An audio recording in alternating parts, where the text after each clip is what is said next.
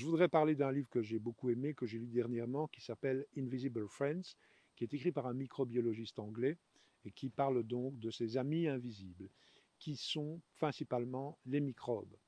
Les microbes, ça vient du grec microbios, petite vie, donc ça ne veut pas du tout dire les choses qui sont dangereuses, mais c'est toute une série d'entités vivantes que la plupart du temps on ne voit pas. Alors j'ai trouvé ce livre très intéressant, d'abord parce qu'il souligne le fait que tout ce qu'on voit vient de tout ce qu'on ne voit pas, hein. Les arbres, l'herbe, toute une grande partie de la nature provient, en fait, existe grâce à ces millions et ces millions de microbes.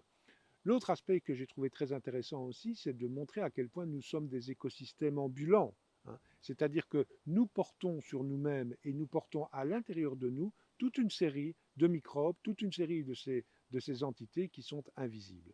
Mais la chose qui m'a le plus intéressé, c'est son concept d'aérobiome.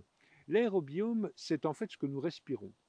Alors, tout le monde sait aujourd'hui qu'on respire des particules fines, des tas de choses négatives, mais il y a l'autre versant de tout ça qui est de respirer des choses positives, des éléments positifs. Et l'aérobiome, c'est donc en fait la composition de l'air que nous respirons.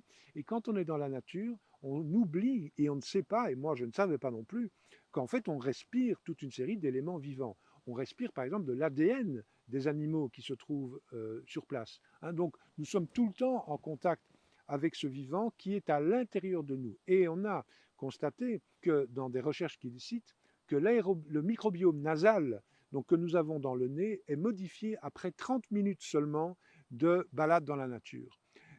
Et ça dure pendant 2 à 3 heures. Donc c'est vraiment intéressant de voir comme ce monde petit, invisible et parfois méprisé est tellement important qu'on peut dire que quand nous sommes dans la nature, nous ne sommes jamais seuls.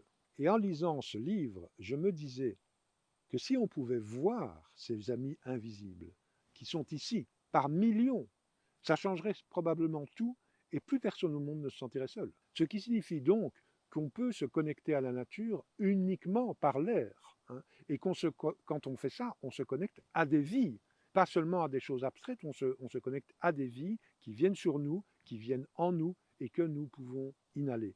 Alors c'est une autre façon de se connecter à la nature et je crois que c'est très important d'y penser. Il y a même la possibilité de mettre au point des politiques de santé publique basées sur l'aérobiome en incitant les gens, par exemple, à aller cueillir.